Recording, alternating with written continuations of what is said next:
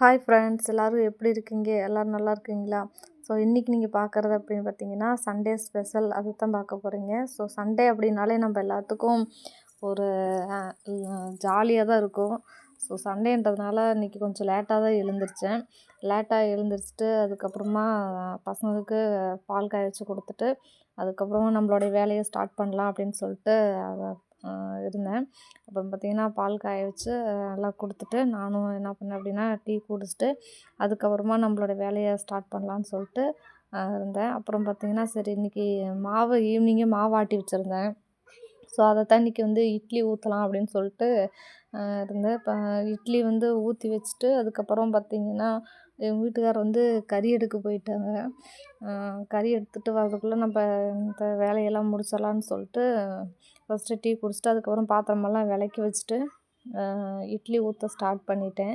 சரி இன்றைக்கி வந்து அம்மா வீட்டுக்கு போகலாம் அப்படின்னு சொல்லிட்டு ஒரு ஐடியாவில் இருந்தேன். அப்புறம் பார்த்திங்கன்னா அம்மா வந்துட்டு என்ன சொன்னாங்க அப்படின்னா, நான் வந்து அங்கே வீட்டுக்கு வரேன் அப்படின்னு சொல்லியிருந்தாங்க.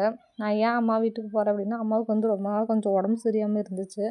சரி அம்மா போய் பார்த்துட்டு வரலாம் அப்படின்னு சொல்லிட்டு தான் காலையிலேயே எழுந்திரிச்சு வேலையெல்லாம் கடகடன்னு வேலை செய்ய ஸ்டார்ட் பண்ணியாச்சு.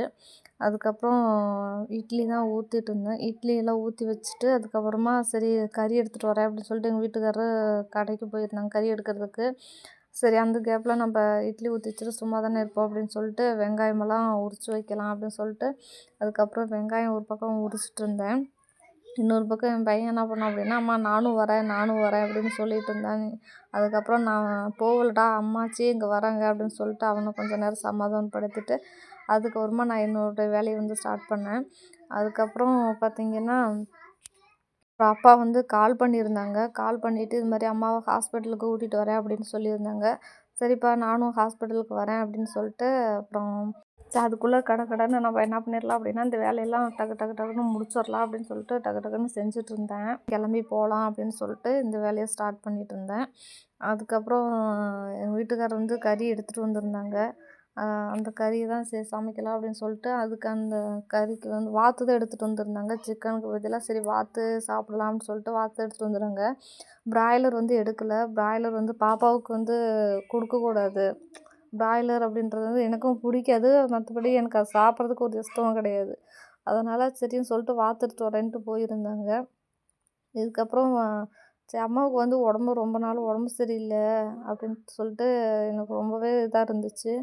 சரி ஹாஸ்பிட்டல் எப்படியோ போயிட்டு நம்ம கூட்டிகிட்டு வந்துடலாம் அம்மாவை அப்படின்னு சொல்லிட்டு தான் நான் இருந்தேன். அப்புறம் அப்பாவை கூட்டிகிட்டு வரதுனால சரி அப்படின்னு சொல்லிட்டு எங்கள் வீட்டுக்கும் ஹாஸ்பிட்டலுக்கும் வந்து கொஞ்சம் பக்கம்தான். அதனால் அப்பா இங்கேயே வரேன் நீ வந்து அங்கே வீட்டுக்கு வர வேணாம் அப்படின்னு சொல்லிட்டாங்க. சரின்னு சொல்லிட்டு நானும் வேலையெல்லாம் முடிச்சுட்டு அப்புறமா போகலாம் அப்படின்னு சொல்லிட்டு இருந்தேன். இதுக்கப்புறம் இந்த இது குழம்புக்கு வந்துட்டு வெங்காயமெல்லாம் உரித்து அதெல்லாம் வதக்கி அடித்து வச்சுட்டு அதுக்கப்புறமா குழம்பு வைக்க ஸ்டார்ட் பண்ணிவிட்டு அதுக்கப்புறம் சரி குளிச்சுட்டு கிளம்பலாம் அப்படின்னு சொல்லிட்டு தான் இருந்தேன். அம்மாவுக்கு என்ன பிரச்சனை அப்படின்னு பார்த்தீங்கன்னா, அதாவது இந்த கொலை வந்துட்டு ரொம்ப அம்மாவுக்கு வந்து அடிக்கடி ரொம்ப எரிச்சலாக இருக்குது. அதுக்கப்புறம் பார்த்திங்கன்னா நெஞ்சு மாதிரி வருது. யாராவது இதுக்கு ஏதாவது ட்ரீட்மெண்ட் தெரியும் அப்படின்னா ப்ளீஸ் கமெண்டில் சொல்லுங்கள். அம்மாவுக்கு வந்துட்டு கொலை எரிச்சல்.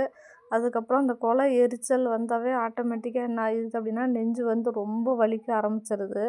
ஸோ இதுக்கும் எனக்கு என்ன பண்ணுறதுன்னு தெரியல.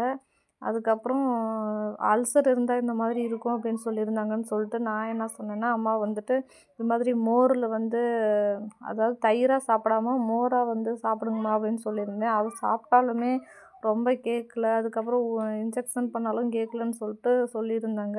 எனக்கும் என்ன பண்ணுறதுன்னு தெரியல. அடிக்கடி இது மாதிரி ஏதாவது ஒன்று அம்மாவுக்கு பிரச்சனை வந்துகிட்டே இருக்குது.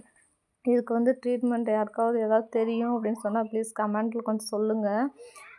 நானும் அப்புறம் இதுக்கப்புறம் இந்த சிக்கன் எல்லாம் இந்த வாத்து குழம்பெல்லாம் வச்சு முடிச்சுட்டு அதுக்கப்புறம் பிள்ளைங்களுக்கெல்லாம் போட்டு கொடுத்துட்டு நானும் சாப்பிட்டுட்டு அதுக்கப்புறம் ஹாஸ்பிட்டலுக்கு கிளம்பிட்டேன்.